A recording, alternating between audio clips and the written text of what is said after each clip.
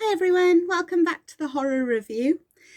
Seeing as my last one was quite short, I thought I'd get two in for you today. So we're going to take a look at a film from 2020. It's just come out on Sky Cinema as one of the Sky movie premieres, and it's called Death of Me.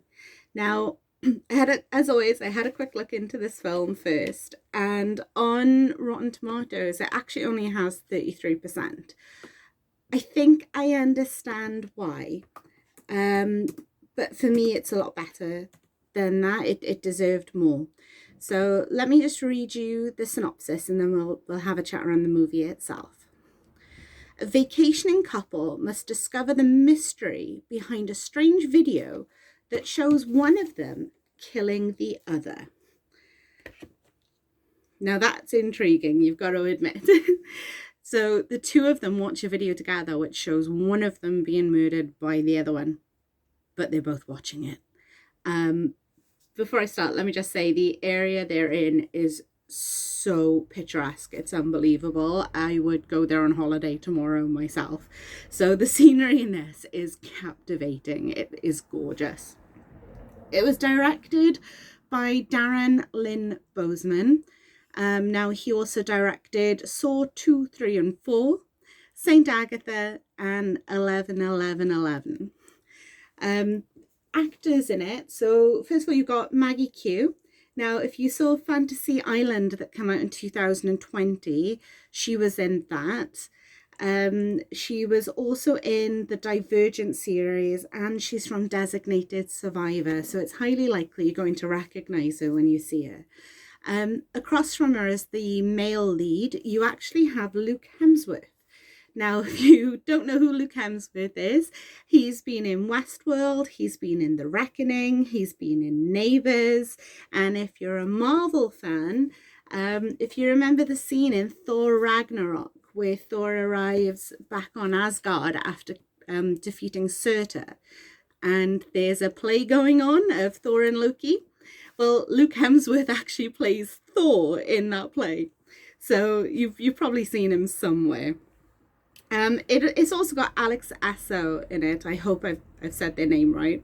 They were in Doctor Sleep, The Super, and Blessed Ones. Now, the movie itself is full of horror movie cliches. It's things we've seen done before, and I'm not going to lie, sometimes we've seen them done better. But the story itself is rather intriguing. Now, if you enjoyed the original Wicker Man, and I don't mean the remake with Nicolas Cage, I mean the original one that had Christopher Lee in, this has the same sort of feel to it.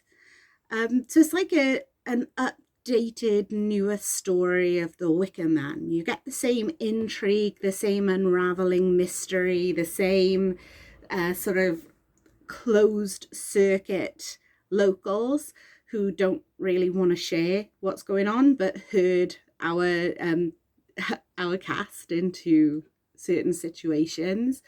It deals with it's brilliant. It's absolutely brilliant. It deals with loss in a way, and tragedy, and natural forces, as well as the occult and mysterious. Now, if when you're watching the film you think that everything seems a bit off, it's supposed to make you feel that way. Like I said, it's very much like the original Wicker Man in that all the way through you feel something's a little off, but you're not too sure what it is. Like I said, it's definitely worth way more than the 33% that I got on there. I understand why, because of the type of film it is, because it's full of horror movie cliches, and because it's not really an out-and-out horror, it's more of a suspense type thing. I think it kind of takes you up to that level of suspense, and you can feel it build and build and build, but then they don't really take it anywhere. So sometimes that suspense falls a little flat, which is a real shame, because if it wasn't for that, if they'd managed to keep the tension going all the way through, it would be a fantastic film. It's just that sometimes they sort of ease up on the gas a little, which, like I said, is such a shame, because otherwise it would have been top notch. The acting in it is brilliant. They really sell the film, and not just the main actors, but all of the extra little parts as well. I would definitely say if you have Sky Cinema, take a little look at it one night. It's definitely a film to throw on.